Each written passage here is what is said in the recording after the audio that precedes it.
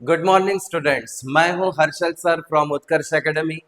Last lecture में हम लोगों ने डिस्कस किया था सिमिलर ट्रायंगल्स का पहला part, that is properties of areas of triangle. कुछ एग्जांपल्स किए थे, कुछ आपको कहा था मैंने कि आपको करके देखना है। अब वही जो रिमेनिंग क्वेश्चंस है वो क्वेश्चन एक नया कंसेप्ट, यानी कंसेप्ट वही है, ratio of areas of two triangles वाला सेम कंसेप्ट है, बस उसको हमें प्रॉपरली समझ के उसका सेकंड पार्ट जो है, यानी एक स्पेशल टाइप ऑफ एग्जांपल होता है जिसमें इक्वल बेस इक्वल हाइट ये कैसे आइडेंटिफाई किया जाए।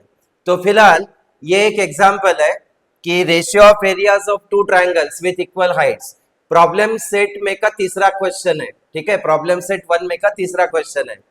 Ratio of areas of two triangles with equal Heights दिया है 2:3। बेस ऑफ स्मॉलर ट्रायंगल, कौन सा triangle? Smaller triangle. Smaller triangle का बेस आपको 6 दिया है। What is the corresponding base of the bigger triangle? अब देखो, एरियाज दिया है 2:3, फिर बेस ऑफ स्मॉल ट्रायंगल दिया है 6 और बड़े ट्रायंगल का बेस आपको फाइंड करना है। तो हमने पहले डिफाइन किया कि area and base of smaller triangle भी A1 B1 and area of larger triangle bigger triangle is there, its area is A2 and base is B2। ठीक है, इक्वल हाइट्स है इसलिए हाइट कंसिडर ही नहीं किया है हमने। Now we know that if two triangles have equal heights तो ratio of areas equal to होगा ratio of bases. Ratio of areas ये दिया है, बेस ऑफ स्मॉलर ट्रायंगल 6 दिया है, इसलिए B1 इज इक्वल टू आएगा 6 and base of bigger triangle ये सपोज मैंने लिया B2 जो हमें फाइंड करना है। So ratio of areas of two triangles हम ऑलरेडी काफी बार पढ़ चुके हैं। A1/A2 इक्वल्स टू आएगा B1/B2। हाइट्स अगर इक्वल है तो रेशियो ऑफ एरियाज हमेशा होता है equal to ratio of bases. तो यहाँ पे बस वैल्यूज पुटअप करना है बच्चों ठीक से। देखो A1/A2 ये ऑलरेडी अपने को दिया है 2/3, A1/A2 दिया है 2/3, तो यहाँ पे रिप्लेस कर दो 2/3 को A1/A2 को। बाद में B1 ये आपको दिया है 6, तो B1 का वैल्यू यहाँ पे 6 है एंड B2 हमें फाइंड करना है। अब इसको क्रॉस मल्टीप्लाई कर दो तो B2 इधर आ जाएगा, 6 इंटू 3 ये 3 इधर शिफ्ट हो जाएगा, अभी 6 इंटू 3 हो जाएगा एंड ऑब्वियसली ये 2 यहाँ न्यूमरेटर है, इधर शिफ्ट होगा तो डिनोमिनेटर में जाएगा, तो यहाँ पे आएगा 6 इंटू 3। अब ये 2 से आप इस 6 को कट कर सकते हो, 2 इंटू 3 6, सो B2 आया आपका 9 सेंटीमीटर। ठीक है, आप वीडियो पॉज करके इसे लिख सकते हो, 2 मार्क के लिए क्वेश्चन आता है और बहुत आसान है बच्चों। हाइट इक्वल है तो ratio of area equal to ratio of bases. सिर्फ ध्यान रखना है कि आपका यहाँ पे बिल्कुल सिंपल फैक्ट है, अगर ये 2 स्मॉल है 3 से, 2 छोटा है 3 से, देखो 2 नंबर छोटा है 3 से, तो ऑब्वियसली ये छोटा ट्रायंगल है तो इसका बेस भी स्मॉल होगा, इसलिए B1 को 6 लिया हमने। ठीक है, इस एरिया के रेशियो से ये पता चलता है कि ये छोटा ट्रायंगल है ये बिगर ट्रायंगल है, इसलिए A1 का करस्पॉन्डिंग बेस B1 और जिसका एरिया A2 है उसका करस्पॉन्डिंग बेस B2। ठीक है बच्चों, आगे बढ़ते हैं। नेक्स्ट पार्ट है दैट इज प्रैक्टिस सेट 1.1 का थर्ड क्वेश्चन जो बाकी था। देखो यहाँ पे बहुत सारे बच्चे कंफ्यूज होते हैं, मैंने आपको, अगर आप थोड़ा भी कंफ्यूज हो करस्पॉन्डिंग बेस और हाइट के ऑब्वियसली पार्ट में, तो मैं आप सबसे रिक्वेस्ट करूंगा कि आप सभी लोग एक बार मेरा फर्स्ट वीडियो देख लीजिए जिसमें हमने पूरा लेक्चर सिर्फ करस्पॉन्डिंग बेस और हाइट पर ही उसमें एक्सप्लेनेशन दिया है। यहाँ पर देखो मैं आपको फिर से ये बताने की कोशिश करता हूँ कि ये जो है ट्रायंगल PQR ये ऑब्ट्यूज एंगल ट्रायंगल है, तो इसका अल्टीट्यूड ड्रॉ करने के लिए बेस को एक्सटेंड करना पड़ता है। तो अपना ट्रायंगल यहाँ पे बेसिक ट्रायंगल PQR है। ठीक है, यहाँ पे आपको डायमेंशंस जो गिवन है QR इक्वल टू 6 दिया है, देन PR इक्वल्स टू 12 है, PS इज इक्वल टू 6 है और हमें फाइंड करना है ये वाला लेंथ, ये QT वाला लेंथ फाइंड करना है दोस्तों। तो अब देखो सबसे पहले आपको ये ध्यान में आना चाहिए कि अपना बेसिक ट्रायंगल कौन सा है। अब देखो ट्रायंगल पी क्यू आर, अगर मैं बेस लेता हूं क्यू आर तो इसका करस्पॉन्डिंग हाइट ये आने वाला है P S. Very good. Q R ये जो बेस है उसका करस्पॉन्डिंग हाइट पी एस है। फर्स्ट वीडियो में ये बिल्कुल क्लियर बताया बच्चों। तो एरिया ऑफ ट्रायंगल का फॉर्मूला हाफ इंटू बेस। तो इस ट्रायंगल का बेस क्यू आर, तो base Q R and height P S. Values put up कर दो, दोनों के वैल्यू 6 एंड 6 है। क्यू आर का वैल्यू 6 है and P S is also 6। 2 into 3 6, तो area triangle P Q R ये आया आपका 6 इंटू 3। 6 इंटू 3 कितना होता है बच्चों? 18 स्क्वायर यूनिट्स। अब ध्यान दो, अब सेम ट्रायंगल का एरिया अगर मैं बेस पी आर लेता हूं, सेम ट्रायंगल का एरिया अगर मैं बेस अब पी आर लेता हूं, ये हटा दिया ताकि आपको इजीली ध्यान में आए। अगर मैं बेस पी आर लेता हूं तो करस्पॉन्डिंग हाइट हो जाएगा क्यू टी। करस्पॉन्डिंग हाइट क्या हो जाएगा बच्चों? Q T. तो अब क्यू टी ये बेस अगर पी आर है तो हाइट क्यू टी, तो वापस एरिया ऑफ ट्रायंगल का formula half into base into height. अब ये 18 आ चुका है, ये यहाँ रख दो। पी आर का वैल्यू 12 दिया है वो यहाँ पे रख दो, आपको इजीली मिल जाने वाला है क्यू टी। और कैलकुलेशन तो बहुत आसान है बच्चों।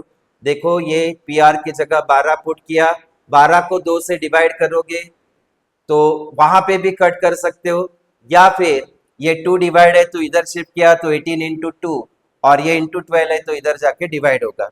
सो 36 डिवाइडेड बाय 12, या फिर आप इसको सिंपली कैंसिल करके लिख सकते हो 3 यूनिट्स। देखो 2 6 आप इसको भी डायरेक्टली 2 6 12 यहाँ पे कट कर सकते हो, और ये 18 डिवाइडेड बाय 6 ये भी आंसर 3 आएगा। सो क्यू टी बेस आपका आता है, यानी कि ये अल्टीट्यूड आता है 3 यूनिट्स। ओके, तो ये 2 मार्क्स का क्वेश्चन है बच्चों, आसान है। आगे बढ़ते हैं।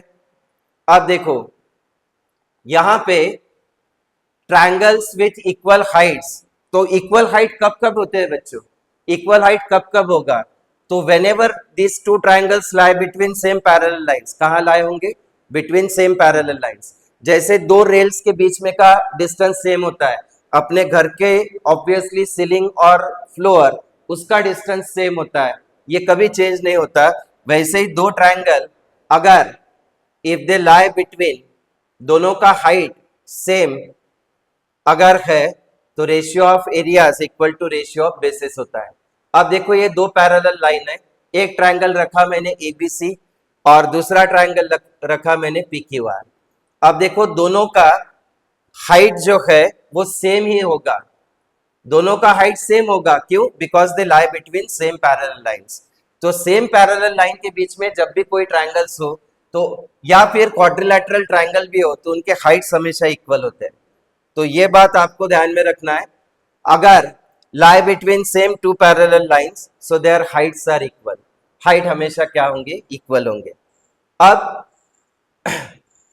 यहां पे सबसे इंपॉर्टेंट पार्ट समझना है बच्चों, ट्रायंगल में ABD, triangle ADC, ABD ADC, ये दो ट्रायंगल्स है,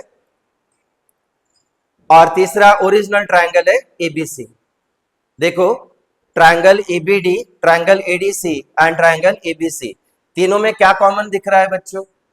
तीनों में कॉमन वर्टेक्स है ए। ठीक है, तीनों में कॉमन वर्टेक्स है ए। अब मुझे बताओ, जो हमने ऑलरेडी डिस्कस किया, एबीडी का बेस, एबीडी का बेस बच्चों क्या आएगा? एबीडी का बेस क्या आएगा? एबीडी का बेस, ट्रायंगल एबीडी, इसका बेस होगा ऑब्वियसली, यहां पर बेस है इसका बीडी, और उसका हाइट होगा ए। अब देखो कॉन्सेंट्रेट करो ट्रायंगल एडीसी पर, सिर्फ इतना पार्ट। देखो ये ऑब्ट्यूस है तो इसको एक्सटेंड करके इसका हाइट होगा, तो एडीसी का बेस डीसी है मगर उसका हाइट सेम रहेगा, दैट इज ए। अब ओरिजिनल ट्रायंगल एबीसी ले लो, पूरा का पूरा ट्रायंगल, एबीसी का हाइट भी क्या है? ए। ये कंसेप्ट बच्चों फर्स्ट लेक्चर में भी बताया, इसमें वापस से इसलिए बता रहा हूं क्योंकि ये जो कंसेप्ट है इसी पर बेस एक क्वेश्चन यूजुअली पूछा जाता है बोर्ड एग्जाम में, हमेशा एक ना एक क्वेश्चन जरूर होता है। तो तीनों का हाइट इक्वल आया। ठीक है, triangle ABD, triangle ADC and triangle ABC, तीनों का हाइट इक्वल है, तो ऑब्वियसली यहां पे देखो triangle ABD ADC have a common vertex है, जो मैंने आपको बताया, और their bases BD then DC and BC they lie on the same line, lie on the same line BC। तो अगर तीन या उससे ज्यादा ट्रायंगल का कॉमन वर्टेक्स है and if their bases lie on the same line, तो ध्यान रखना बच्चों, ये तीनों ट्रायंगल का हाइट हमेशा इक्वल होता है, तीनों ट्रायंगल का हाइट इक्वल होगा। तो देखो यहाँ पे सेम क्वेश्चन, थोड़ा सा इसको घुमाया फिगर को, फिकर नहीं करना, देखो फिगर घुमाने से दिमाग नहीं घूमना चाहिए अपना, अपना ध्यान सिर्फ एक बात पे होना चाहिए कि कॉमन वर्टेक्स है क्या तीनों ट्रायंगल का, एलपीएन एमपीएन एलएमएन। देखो ठीक से, LPN LPN MPN and LMN तीनों का कॉमन वर्टेक्स एल है। फिगर घूम गया, लेकिन अपने को पता है कॉमन वर्टेक्स है तीनों ट्रायंगल में, और तीनों का बेस एक ही लाइन पर है, बेसिस एलपी, फिर obviously PM and obviously LM, they lie on the same line LM, so obviously their heights are equal, so LPN upon MPN, ध्यान देना LPN upon MPN, तो LP का हाइट, LPN का height LP और MPN का height PN, तो आपका answer आएगा LP upon PN। देखो ये बहुत अच्छे से समझ लो बेटा, क्योंकि ये आ गया तो समझ लो बीपीटी आ गया, आपको ये समझ में आ गया तो बीपीटी थ्योरम समझ में आ गया। LPN upon LMN, LPN upon LMN, LPN का बेस LP और LMN का बेस, ये बड़ा ट्रायंगल है सबसे बड़ा, तो इसका बेस L है, और उसी तरह MPN डिवाइडेड बाय LMN, तो MPN का बेस PM, MPN का बेस PM और LMN का base obviously LM, so we get here PM upon LM।